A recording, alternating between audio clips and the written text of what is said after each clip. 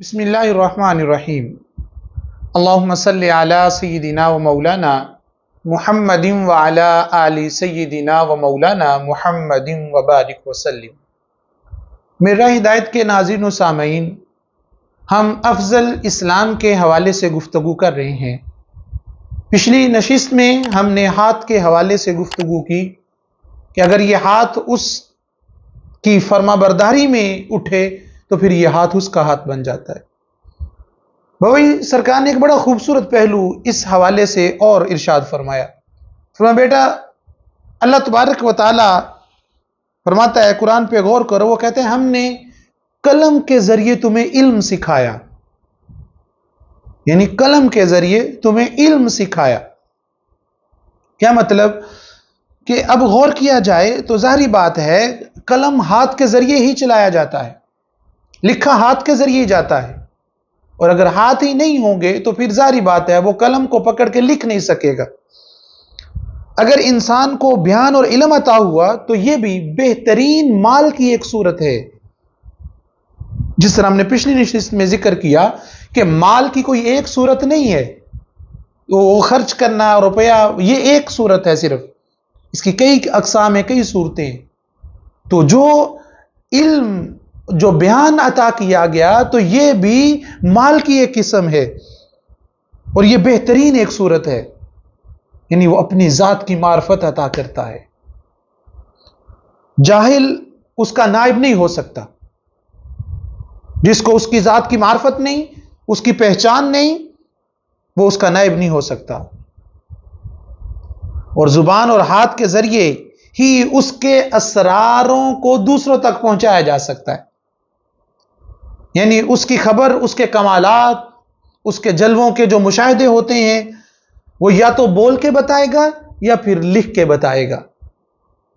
اس کی ذات کے مشاہدات کو کھول کھول کے جو لوگوں کے سامنے تحریر کی صورت میں رکھے گا تو وہ ہاتھ کے ذریعے ہی ہے۔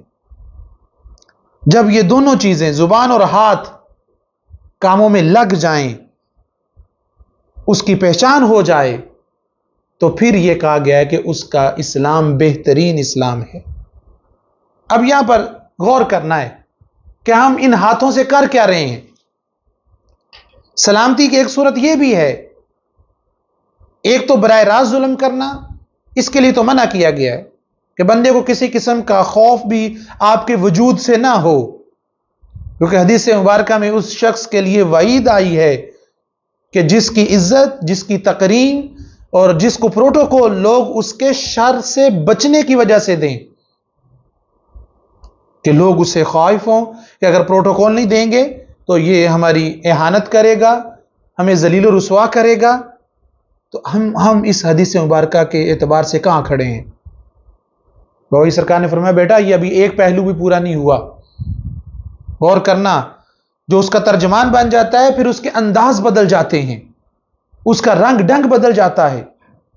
اب کوئی بندہ اپنے مالک کا، مہربان رب کا ترجمان نہیں بنتا تو پھر اس کو آخرت میں کوئی سزا ملتی ہے یا نہیں ملتی، اس کا فیصلہ کرنے والے ہم نہیں ہیں، اس کا ہمیں کوئی حق حاصل نہیں ہے کہ کسی کے بارے میں یہ فیصلہ کریں۔ لیکن اگر غور کیا جائے تو اس سے بڑی اور اس دنیا میں اس کے لیے سزا کیا ہوگی کہ وہ بندہ اس کے علاوہ کسی اور کی طرف منسوب کیا جا رہا ہے، کسی اور کی طرف اس کی نسبت کی جا رہی ہے، وہ اپنے معبود حقیقی کی قربتوں سے محروم ہو گیا، اس کا ترجمان بننے کی بجائے اپنے نفس اور شیطان کا ترجمان بن بیٹھا۔ اب شیطان اور نفس کا کام ہی شر پھیلانا ہے، اس کا کام ہی فتنہ پھیلانا ہے، اس کا کام ہی نفرتیں پھیلانا ہے، اس کا کام ہی جدائی کروانا ہے، اس کا کام ہی لوگوں کو توڑنا ہے، اور اس کا کام ہی منافقت کو فروغ دینا ہے، اس کا کام ہے مکر کو پھیلانا۔ اس سے بڑی اور کیا ذلت ہوگی؟ انسان کو غور کرنا چاہیے کہ وہ کس کی بولی بول رہا ہے، کس کا ترجمان ہے، کس کی ترجمانی کر رہا ہے، جس کے بارے میں یہ طے ہے، یعنی جس کی ترجمانی کر رہا ہے اس کے بارے میں یہ طے ہے کہ اس نے جھوٹ ہی بولنا ہے، کیونکہ وہ ہے ہی جھوٹا۔ لیکن بندہ اس جھوٹ پر، اس دھوکے پر خوش ہو رہا ہے، وہ اسی پہ ہی بڑا اپنے آپ کو سمجھ رہا ہے، لیکن دراصل وہ سراسر خسارے میں جا رہا ہے۔ وہ بندہ اپنے رحیم کریم رب کو چھوڑ کر جس کا ساتھ دے رہا ہے، کل اس نے ہی اس کے خلاف گواہی دینی ہے۔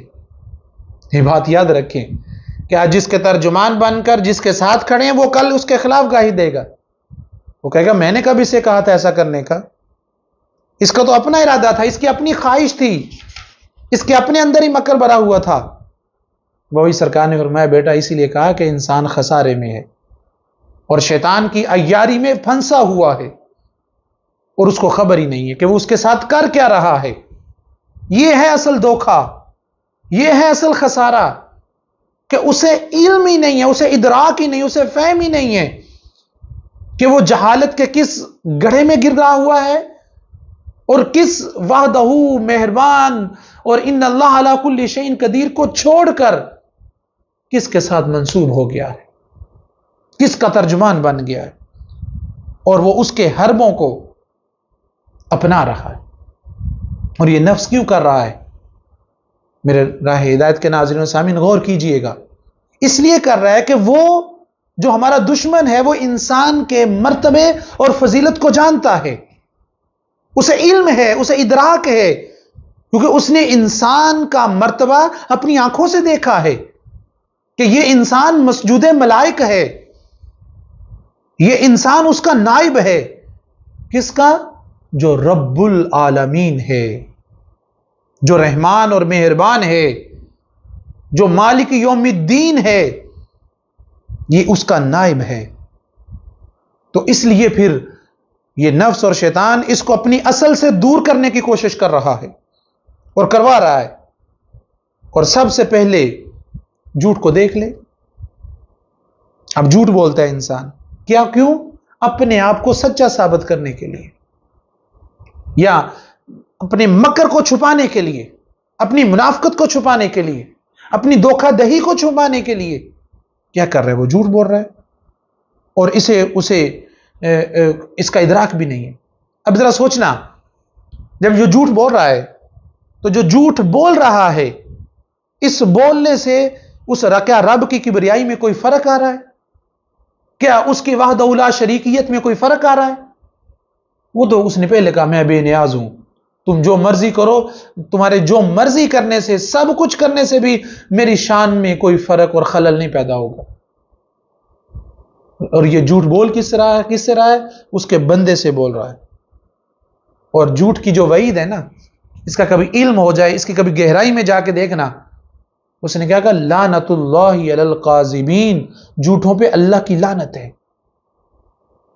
اس مردود پر ایک دفعہ لعنت پڑی تو ابد تک وہ ذلیل و رسوا ہو گیا۔ ہم دن میں کتنے جھوٹ بول رہے ہیں، کتنے دھوکہ دہی میں ہیں، کب پلٹنا ہے، کب رجوع کرنی ہے اس کی طرف، کب موقع پھر پتہ نہیں ملنا یا نہیں ملنا۔ جو سانس آ رہی ہے اس کو غنیمت جاننا چاہیے اور اس کی طرف پلٹ آنا چاہیے۔ میرے سامعین، راہ ہدایت کے ناظرین، بات اس پہ اگلی نشست پہ بھی جاری رہے گی۔ اللہ پاک ہمیں غور و فکر اور ادراک اور فہم کرنے کی توفیق عطا فرمائے، آمین۔ والسلام علیکم ورحمۃ اللہ وبرکاتہ۔